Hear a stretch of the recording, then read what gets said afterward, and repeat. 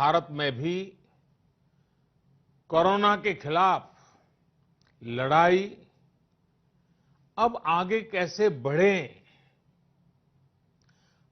हम विजयी कैसे हो, हमारे यहां नुकसान कम से कम कैसे हो, लोगों की दिक्कतें कम कैसे करें, इन बातों को लेकर राज्यों के साथ निरंतर चर्चाएं की है।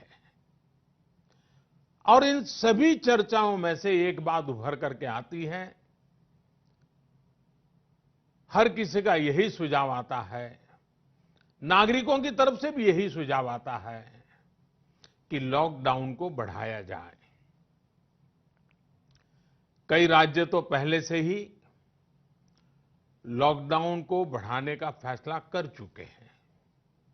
साथियों, सारे सुझावों को ध्यान में रखते हुए ये तय किया गया है कि भारत में लॉकडाउन को अब 3 मई तक और बढ़ाना पड़ेगा। यानी 3 मई तक हम सभी को, हर देशवासी को लॉकडाउन में ही रहना होगा। इस दौरान हमें अनुशासन का उसी तरह पालन करना है जैसे हम करते आ रहे हैं। मेरी सभी देशवासियों से ये प्रार्थना है कि अब कोरोना को हमें किसी भी कीमत पर नए क्षेत्रों में फैलने नहीं देना है। स्थानीय स्तर पर अब एक भी मरीज बढ़ता है तो ये हमारे लिए चिंता का विषय होना चाहिए। कहीं पर भी कोरोना से एक भी मरीज की दुखद मृत्यु होती है तो हमारी चिंता और बढ़नी चाहिए। और इसलिए हमें हॉटस्पॉट्स को इंगित करके पहले से भी ज्यादा, बहुत ज्यादा सतर्कता बरतनी ही होगी। जिन स्थानों के हॉटस्पॉट में बदलने की आशंका है उस पर भी हमें कड़ी नजर रखनी होगी, कठोर कदम उठाने होंगे। नए हॉटस्पॉट्स का बनना हमारे परिश्रम और हमारी तपस्या को और चुनौती देगा, नए संकट पैदा करेगा। इसलिए अगले एक सप्ताह में कोरोना के खिलाफ लड़ाई में कठोरता और ज्यादा बढ़ाई जाएगी। 20 अप्रैल तक हर कस्बे, हर थाने, हर जिले, हर राज्य को बड़ी बारीकी से परखा जाएगा।